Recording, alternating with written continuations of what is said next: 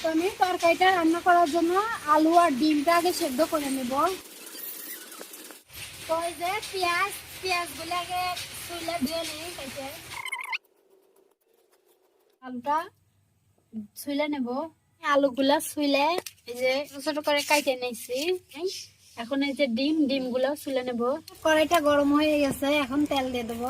কড়াইটা গরম হয়ে গেছে, তেলটাও গরম হয়ে গেছে, এখন দিয়ে দেবো ডিম।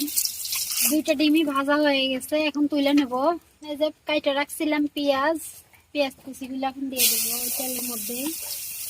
জিরা, রসুন, সাদা ফল আর এই যে শুকনো মরিচ বাটা, এগুলো দিয়ে দেবো। এখন এই যে দিয়ে দেবো পানি, যে হলুদ, লবণ 1 চামচের মতো, এগুলো তুলে রাখছিলাম, এগুলো দিয়ে দেবো।